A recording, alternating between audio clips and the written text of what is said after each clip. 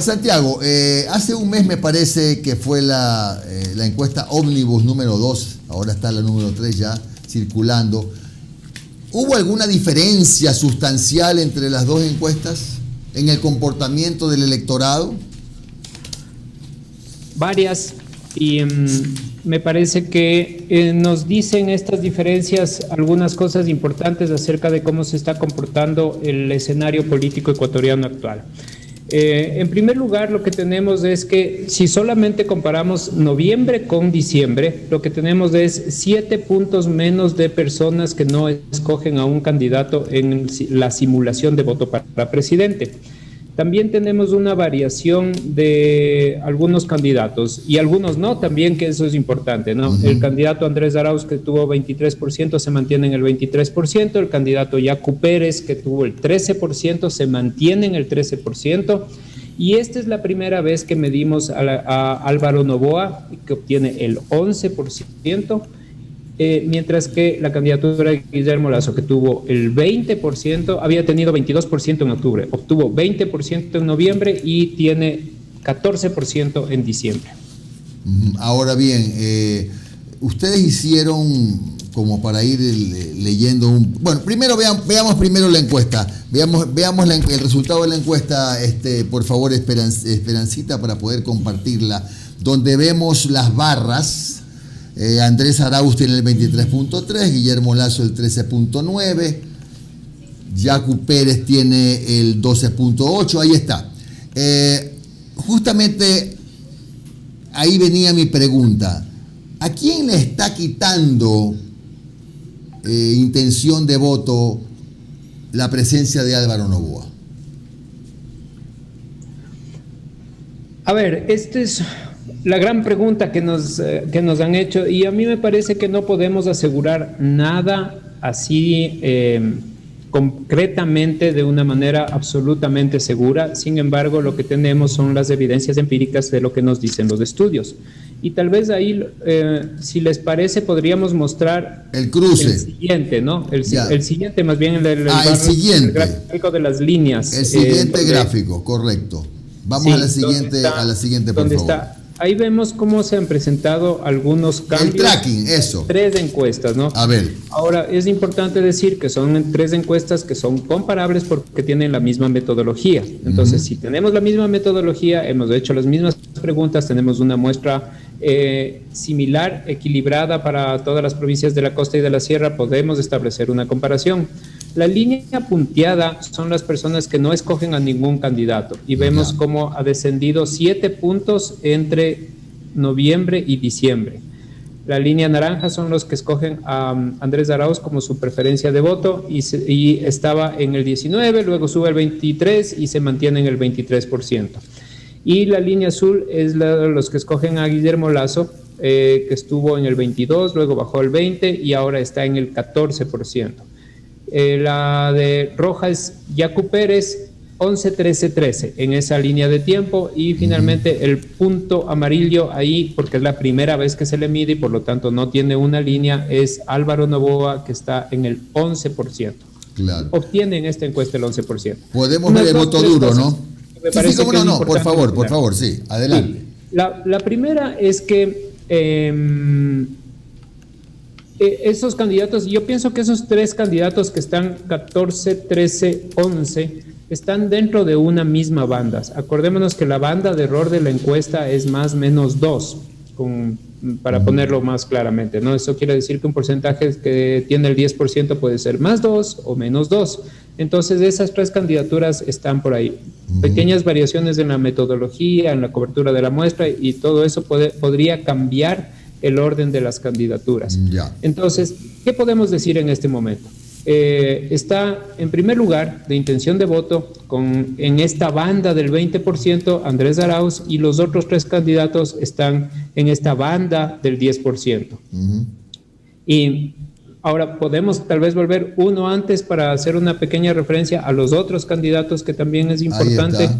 Porque dicen a veces que las carreras son mucho más emocionantes atrás, cuando uno va mirando el pelotón de atrás y cómo se va desenvolviendo, ¿no? Tenemos ahí a 3, 4 candidaturas, que son La candidata de País, Jimena Peña, el expresidente Lucio Gutiérrez, Isidro Romero y Javier Herbas, que están con 3,2%. Entonces se puede decir, no tiene significación estadística, es cierto, pero lo que nosotros hemos visto es que a partir de lo que nos conversan un poco las personas que entrevistamos y todo eso, son candidaturas que tienen un nivel un poquito más destacado. La candidata de País porque es de la 35, Lucio Gutiérrez porque fue presidente, Isidro Romero y Javier Herbas porque son dos candidatos que están generando una conversación interesante principalmente en redes sociales y le están hablando a los electores que todavía no están conformes o que no les gusta ninguno de los candidatos grandes. Y los otros candidatos son un collage surrealista en este momento. A ver, veamos la dureza del voto, podemos analizar eso, que está bastante similar en los candidatos. Pasa del 70, que es un número importante. El cuadro número 4, Esperancita, por favor, para ahí poder analizarla ya. Sí, explíquenos lo de la dureza del voto. Sí. Acordémonos que cuando nosotros le presentamos la papeleta, casi 2 de cada 10 no escogen a ningún candidato y casi 8 de cada 10 escogen algún candidato. Pero a continuación, a los que escogieron un candidato le decimos, pero ¿es seguro que usted vaya a votar o todavía puede cambiar de decisión? Entonces, ahí tenemos el resultado en el que en general, o sea, para todos, aproximadamente más de 7 de cada 10 dicen que ya están seguros.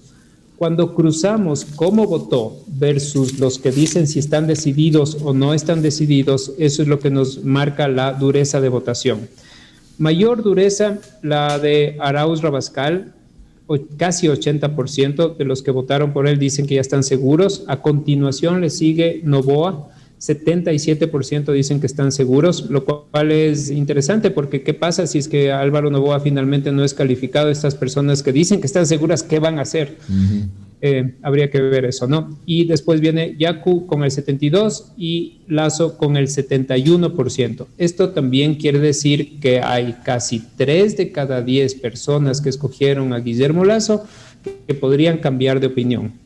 Lo mismo en los otros casos. ¿O parecido? Sí, es menor, 2 de cada 10, en un caso 3 de cada 10 y en el otro 2 de cada 10. Ok. Ahora podemos pasar al siguiente cuadro. ¿Cuál es la principal razón para votar por el binomio? Es el número 4, ¿no? Ahí está. Sí, aquí las razones en términos generales que dicen cuando les preguntamos ¿por qué vota usted por esta persona? ¿Por qué escoge a esta persona? Porque es diferente, representa el cambio para volver al bienestar del pasado, porque es empresario y ha creado empleo, porque puede mejorar la economía, porque es preparado, tiene experiencia. Esas son las razones que esgrimen los ecuatorianos para escoger a los candidatos. Y nuevamente, cuando nosotros cruzamos entre cómo votaron y cuál es la razón, lo que vemos es que las personas que escogen al binomio Arauz Rabascal lo hacen en primer lugar por volver al bienestar del pasado y en segundo lugar porque dicen que es diferente y representa el cambio. Los candidatos Lazo y Noboa comparten un atributo común. Dicen, es empresario, ha creado empleo. Y claramente ese es el principal atributo que escogen las personas para seleccionarlos. Y el candidato Yacu Pérez es elegido porque es diferente, representa el cambio. Ahora, también hizo usted un tracking en el que se califica la labor del presidente, es el número 6. Veamos ese tracking, por favor, a ver cómo está la calificación del presidente de la República. Con la novedad de que la mala noticia es que si pensábamos que eso no era posible, ha vuelto a batir un nuevo récord. Aquí lo que tenemos es un gráfico que muestra desde junio del 2018. Es un compendio de otras encuestas nacionales que nosotros venimos haciendo desde hace más de 2 años, ¿no? Y lo que vemos es que en junio del 2018, en una escala que califica muy buena, mala o muy mala, el presidente, había todavía personas que calificaban entre muy bien y bien, teníamos algo más del 50%. Y podemos mirar cómo se comportan 2 líneas. La línea verde, que es los que califican bien, no muy bien, sino bien, que estaban en el 48% y después experimentan un descenso dramático al 18, al 10, al 12 y al 9, ahora en la última encuesta del diciembre. Y en la otra, que es la línea de roja, que refleja a los que califican muy mal, en el punto más bajo de la escala, que estaban en el 12, luego suben al 29, suben 49, tuvieron una oscilación al 46 y en esta última encuesta, por eso digo que esta es la triste noticia de esta encuesta, 52%, es decir, más de la mitad de los ecuatorianos evalúan muy mal al presidente Lenín Moreno. Bueno, este cuadro número 10 también es bastante interesante, que tiene que ver con si se aprueba o no que se permita portar armas de fuego. Me parece interesante verlo. Y les adelanto que tenemos un cruce de simulación de voto con Noboa y sin Noboa en la papeleta. Vamos entonces a ver, que es un tema de coyuntura importantísimo. Pongamos el gráfico, por favor, Santiago. La mayoría de personas no está de acuerdo, ¿no? Sí, porque hemos medido esto, ¿por qué? Porque es un tema que se está discutiendo y eso es la opinión pública, no los temas que se debaten públicamente. Y también nos dice mucho a ratos del comportamiento de los políticos. Entonces, un buró estratégico basado en sus prejuicios, en su machismo y en su patriarcalismo, se le ocurrió que esto era una medida popular, porque así piensan ellos, pero no el resto de los ecuatorianos. 75% dice que no aprueba que se permita portar armas de fuego. 13% sí aprueba. Hay una diferencia un poco importante entre hombres y mujeres, más hombres que mujeres, pero igual de todas maneras la mayoría de hombres también desaprueban que se permita portar armas de fuego. A ver, hay el otro módulo, pregunta sobre las clases presenciales, es el tercer módulo, Esperancita. ¿Es conveniente que los estudiantes regresen a clases presenciales el próximo ciclo? Módulo número 3, podemos verlo y también hay una respuesta mayoritaria en contra del regreso a las clases presenciales. Es casi 7.5 de cada 10 no están de acuerdo, ¿verdad? Así es, existe una mayoría que no está de acuerdo con que los estudiantes regresen a clases presenciales.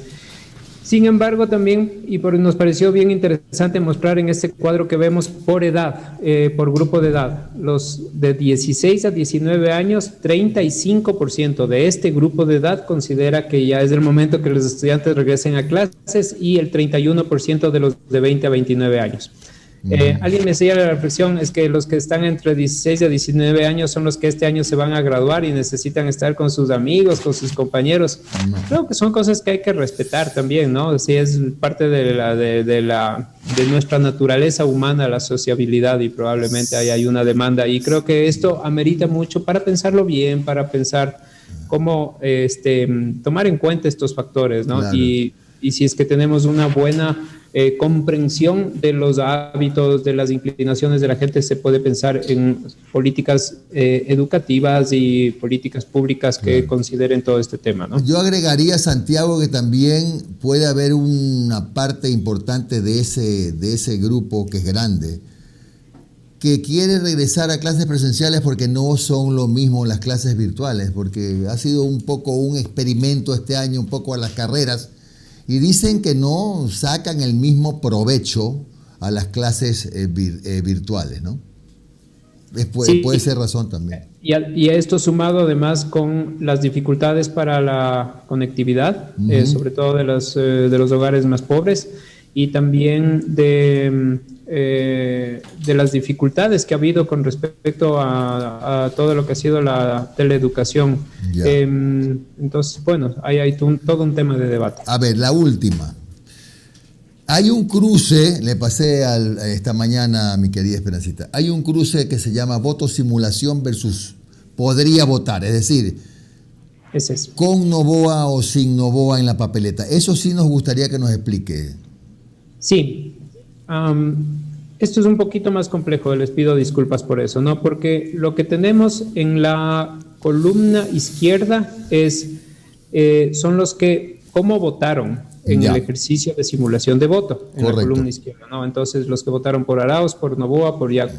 Y en las columnas que dicen ahí Arauz, Noboa, Yacu, Lasso, son los que dicen que podrían votar en una escala, cada uno por separado, ¿no? Es decir, la pregunta dice así: ¿usted definitivamente no votaría o podría votar, o totalmente está seguro que podría votar por este candidato? Entonces, agrupados todos los que o totalmente están seguros o que podrían votar son los que representan en esa columna. Entonces, fijémonos ahí están marcados dos filas, ¿no? Así es. Los que escogieron a Noboa podrían votar por Guillermo Lasso, 33%, y los que votaron por Noboa también podrían votar por Yacu Pérez, 32%. No hay mucha diferencia, ¿no? Ya. Y ahora en la fila que dice Lasso, también tenemos marcado un valor que dice: los que votaron por Guillermo Lasso podrían votar por Noboa, 44%, o podrían votar por Yacu, 38%. No te suman el 100% porque son preguntas separadas, sino que pusimos todo en un solo cuadro para poder mirar. ¿Qué me parece que está pasando en este momento con todo esto, ¿no? ¿Y qué nos está diciendo? Que los que escogieron ahora en esta encuesta, porque por primera vez lo medimos a Álvaro Noboa, estaban pensando en votar por Guillermo Lasso en primer lugar. Y ahora que aparece Álvaro Noboa, tienen esta otra opción. Si es que Álvaro Noboa no es candidato, esas personas podrían teóricamente volver a votar por Guillermo Lasso o votar por Yacu Pérez, en proporciones más o menos similares, pero más o menos en ese orden también. Sin embargo, ahí creo yo que es bien importante decir que no se puede anticipar el futuro y todo depende, porque si se bajan la candidatura de Álvaro Noboa o si no se califica, por ponerlo así, lo que puede pasar es que esas personas que quieren verlo a Álvaro Noboa de presidente reaccionen de una manera negativa con quien pueda ser achacado como el culpable de que Álvaro Noboa no sea el candidato. Entonces todo está por verse. Ya. Santiago, buenos días, te saludo Omar. Omar, Primero que nada, solidaridad por el intento de boicot que tuvieron el día domingo mientras presentaban la encuesta. Siempre hay unos malos elementos en la política que ensucian este panorama. Santiago, yo sé que como académico y como investigador no quieres animarte a hacer análisis, pero yo me baso en las cifras. A ver, ponemos el tracking de las curvas, por favor. El señor Guillermo Lasso en octubre tenía 22. ¿Por qué me centro en el señor Lasso? Porque según estas cifras es el que ha experimentado los mayores cambios.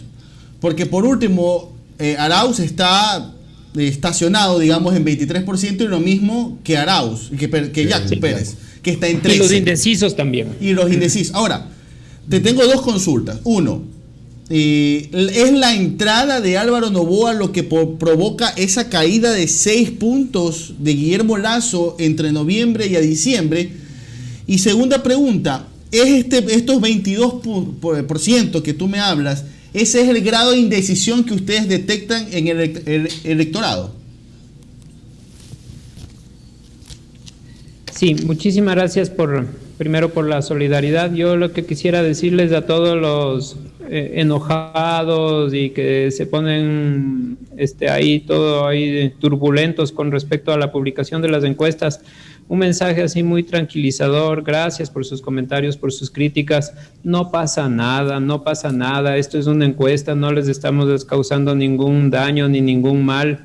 Creo que simplemente es importante que tengamos un poco la madurez de mirar que esta es una encuesta, hay otras encuestadoras que publicaron otros datos, juntemos un poco todas las evidencias y no tienen por qué cargársela así, porque a ratos yo veo unos comentarios que son, chicas, ¿qué será que hay en el interior de esas turbulentas mentes? No tienen por qué reaccionar de esa manera.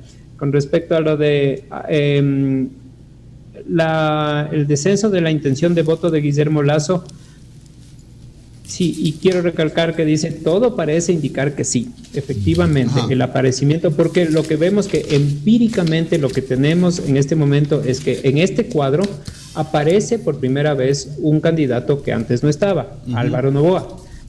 Aparece Álvaro Noboa y se producen dos movimientos. El uno, se reduce el número de personas que estaban indecisas y en segundo lugar también se reduce el número de personas que estaban votando por Guillermo Lasso.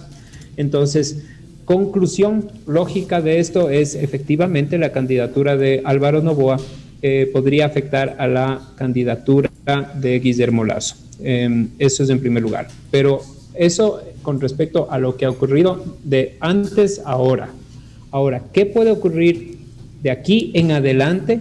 No se puede saber porque todo depende de qué es lo que decidan hacer estas personas que quieren ver a Álvaro Noboa presidente, si es que Álvaro Noboa finalmente no es candidato. Eso depende mucho de cómo se presente el escenario mediático, político, etcétera, ¿no? ¿Quiénes son indecisos? Yo pienso que en este momento lo que tenemos es estas evidencias y quisiera recalcar, ¿no? Que casi 2 de cada 10 no están escogiendo a ninguno de los candidatos en el juego de simulación de papeletas. Y casi 3 de cada 10 de los que escogen a un candidato dicen que todavía pueden cambiar de opinión. Entonces, sí tenemos todavía un margen interesante de movimiento.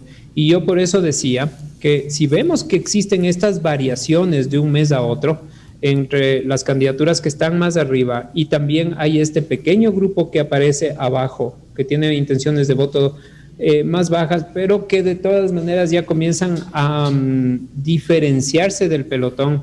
Sí puede ser que tengamos algunas novedades importantes, interesantes en las próximas semanas. Y ahora, el 31 de diciembre recién empieza la campaña electoral. Nuestro próximo estudio va a ser los primeros días de enero y creo que ese va a ser muy interesante para ver cómo se presentan en ese momento las candidaturas. Santiago, con tu experiencia en otros procesos electorales, a estas alturas, a poco menos de 60 días, en teoría, si es que no se cambian la fecha de las elecciones, ¿cuál debería ser el porcentaje de indecisión? ¿O cuál es el histórico de indecisión que hemos tenido a estas alturas? Sí, aproximadamente un 30% diría yo que debe ser un promedio, diría yo, pero sin embargo esto me trae como colación para mencionar que nunca hemos vivido una situación así. Tenemos una situación en la que tenemos 17 candidaturas, tenemos una situación en la que faltando pocos días para el inicio de la campaña electoral todavía no tenemos la papeleta electoral.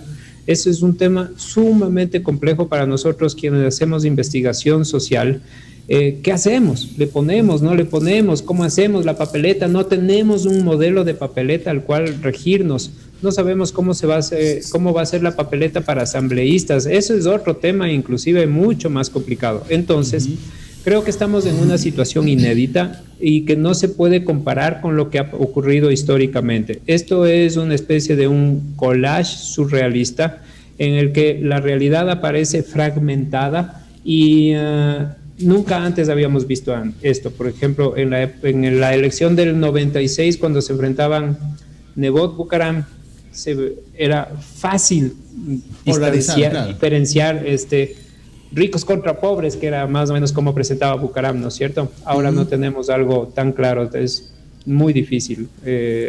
Y por lo tanto también muy difícil pronosticar y por lo tanto es muy difícil aventurarse a decir va a haber un candidato a ganar en una sola vuelta y también quiénes podrían entrar en una segunda vuelta. Se ha vuelto más complejo que nunca. Bien, muchas gracias al antropólogo Santiago Pérez, director de Clima Social, por explicarnos los alcances de su encuesta. Que tenga usted un buen día, Santiago.